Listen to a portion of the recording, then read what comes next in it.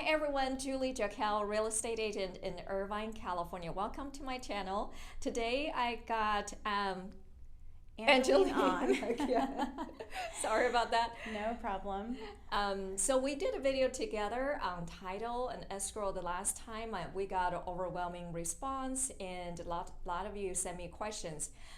So we decided to do another video. Thank you so much. My pleasure. For doing that. Always happy to be here with you. Thank you, thank you. So today we're going to talk about property tax. So Angeline, if you can let us know what are the payment calendar look like for property taxes? Sure, that's a very good question. And for a lot of new homeowners out there, it can be very confusing. So the way property taxes work here in California, there are two installments. The first installment covers you from July 1st till December 31st. And for the first installment, it is due on November 1st and is considered delinquent if they receive payment after December 10th. So you have roughly a little over a month to get the payment over. And then for the second installment, it starts January 1st through June 30th. And that payment is due February 1st, but is not considered delinquent until April 10th. So you have a little over 2 months to make that second installment. And that's how it works.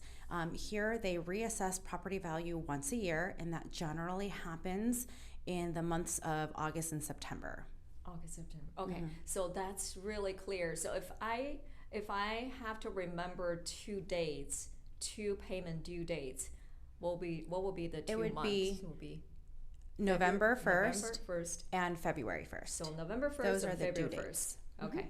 Okay, sounds good.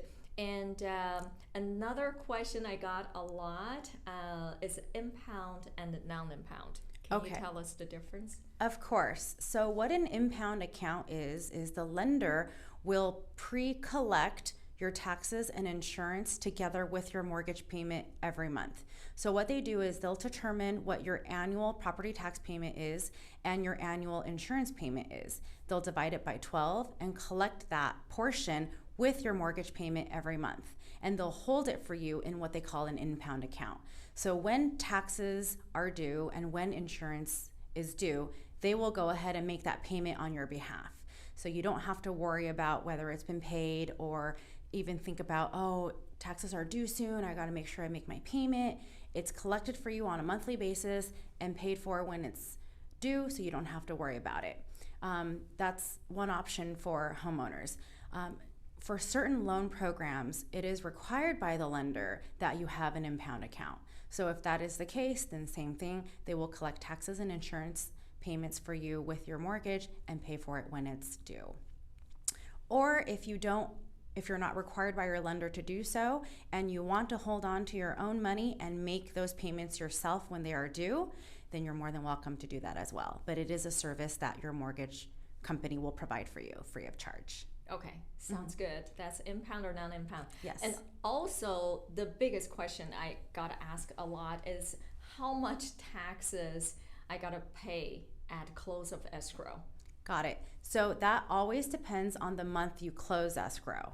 So for example, if you're closing in March, then what you're doing is you actually need to prepay until June 30th. And that portion actually gets refunded back to the seller because the seller, remember, payment is due February 1st. He's prepaid up until June 30th. So he will pay for the portion that he used while he lived in the home, and you will pay for the portion of when you close escrow and take possession of the home. So if you close, let's say March 1st, then escrow will collect your property taxes from March 1st through June 30th and refund that amount to the seller. And then you'll be responsible for making that first installment payment when it's due on November 1st. And also bear in mind, after you close escrow, you will generally be paying on the seller's tax amount. If they haven't been reassessed in a long time, then chances are in August, September, your taxes will get reassessed and it'll bring it to current market value of what you paid for when you closed in March. And then you will receive what they call a supplemental tax bill. That's very important. You must pay for it. It is your responsibility.